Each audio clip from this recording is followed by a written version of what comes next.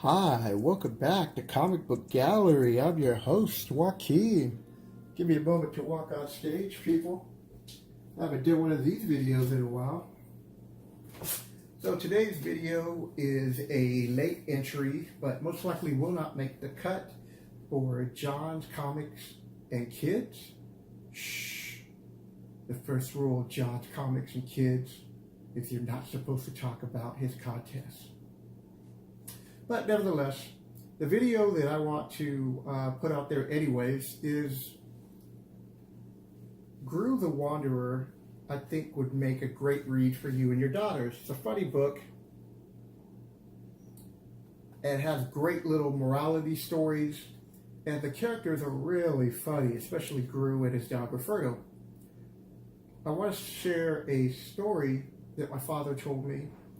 When he used to go to the newsstands every Sunday to pick up his New York Times, he said as a child, I would always look at the comic book racks and he would let me pick out a book. And we're talking like 5 or 6, so maybe even said like 4 or 5, if I remember right. I was like, I couldn't read at 4 or 5. He's like, no, but you like looking at the pictures. So you would go through and pick your book. And the one that you seemed the most into, that's the one I would pick up for you, and then you take it home and you just look through the pages. So I thought that was a cool story for my father to share with me, and I think that's cool that your kids enjoy your hobby. So on with the show. So Gru the Wanderer. This is about Gru the Wanderer.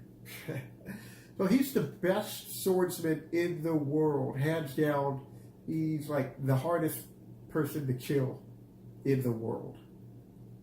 And he has a dog named Roberto who usually helps him along on his journeys.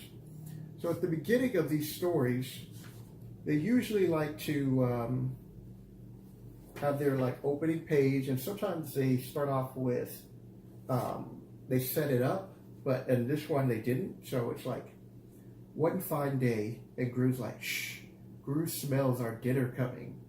And he's like, my keen nose tells me a raccoon is approaching. And Roberto's like, raccoon. He's like, here it comes. And then, I don't know if you can see this, so he jumps out. He's like, you're not a raccoon. And the guy's like, neither are you. And the woman's like, idiot. And so Gru's like, what is wrong with these people?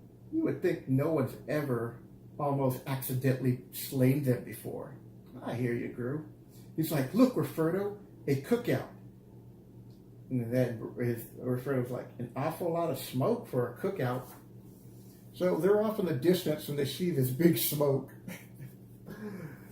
So only Gru would think that forest fire or whatever. And so the name of this episode, as you can see, is The Lawyer, but it was also on the page. So he likes to do these little rhymes at the beginning to forecast or foreshadow what the issue is going to be about.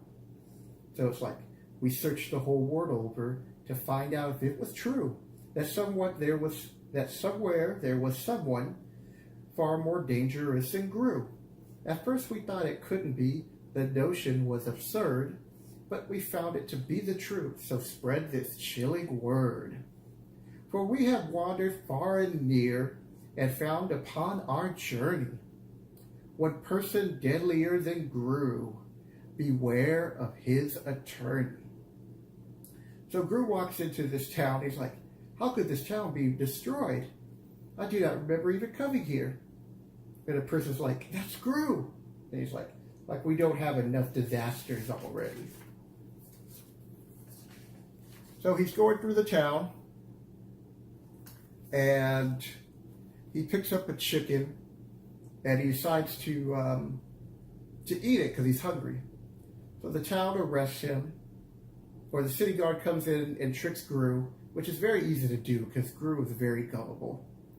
And he goes on trial. So I'm going to leave it at that because it's a funny issue. And at the end, I will talk about this one part.